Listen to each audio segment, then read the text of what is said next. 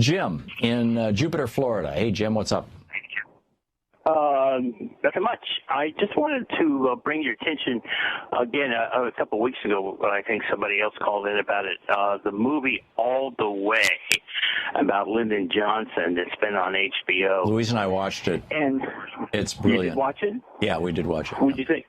I thought it was a really good movie. I kept wishing that had been, or the book version of that, or something version of that, had been what President Obama had read when he was Senator Obama, and instead he read Doris Kearns Goodwin's book, about how Lincoln brought in people who disagreed with him and tried to work across the aisle and put Lincoln was a Republican and he put a Democrat on his ticket for vice president, Andrew Johnson, and how he was so kind of transpartisan and work with your enemies and all this kind of stuff.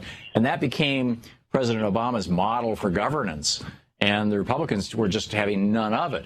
And, if they had tried that with Lyndon Johnson, he would have just busted some heads open. I mean, certainly metaphorically and maybe literally. He knew how to use power. Yeah, they were more receptive. But there's a follow-up movie that just perfectly bookends that movie, and that's on HBO too, and that's called The Path to War. And that's even more important in some ways because that's showing how that administration, with all the good intentions it had. I mean, Lyndon Johnson was a Southern politician who wanted to do something about poverty, and he had every Southern politician with him on this. Yeah. And he was pushing forward the most profound changes in the social structure of this country. And then he got pulled off into this war. And until we understand how this happens, until we really own it, instead of just gloss over it and move on to the next war, unless we start seeing how we get ourselves in this, we're going to have another war in the next Republican that gets elected. Yeah. We're going to be another 1 million to 2 million people dead, and the world will be in a worse place than it is now. Yeah. Lamar and I interviewed, both separately and together, a fellow by the name of Harry Enrique Ruiz Williams, who was our principal informant when we were writing Legacy of Secrecy and Ultimate Sacrifice books about the Kennedy assassination.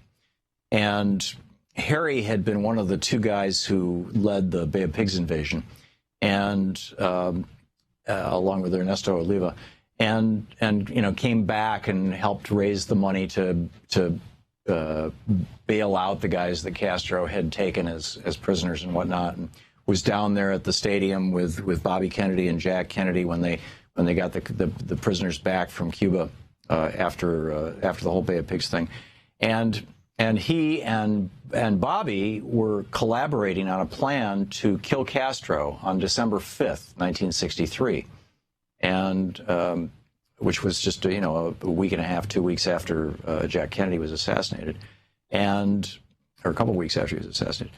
And Harry told me the story of him and Bobby going into Lyndon Johnson's office in the White House, in the Oval Office, and this is in our book, and saying basically, we still have the guys in place for the assassination.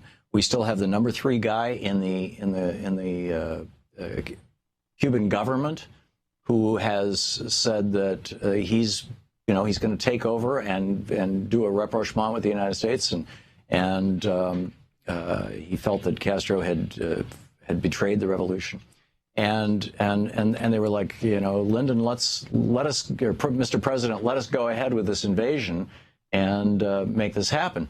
And one of the reasons that they were doing this was because there's an election coming up in '64, and Nixon, arguably the reason Kennedy beat Nixon in 1960, or one of the reasons, was that he blamed Nixon for Castro going communist, for Cuba going communist, because that happened in '59 when Nixon was vice president and he was in charge of Cuba.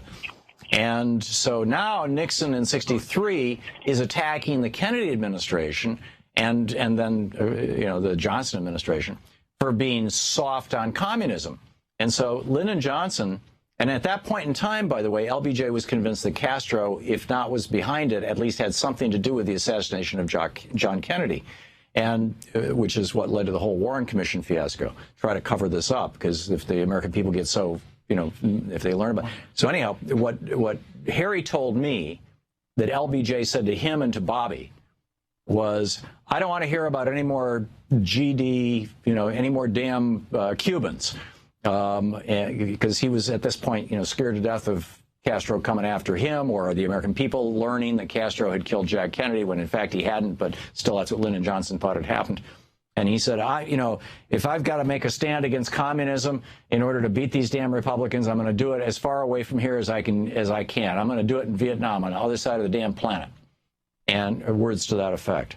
And I don't know if that's ever made it into any movies, but that was an amazing thing. That was kind of implied about Goldwater, because Goldwater was a right-wing guy, and you know who his he was thinking about bringing LeMay in on this thing, and you know what a war hawk that guy was. Yeah, Curtis Goathart LeMay. Yes. Yeah. Well, I'll have to check that out. What did you say it's called? The Road to War, Jim? The Path to War. The Path to War on HBO. Okay, I'll check it out. Jim, thanks a lot for the call. To watch more clips from our programs, hit the Watch More Videos button over here. And please be sure to hit the handy-dandy subscribe button so you'll always be up to date. Tag, you're it.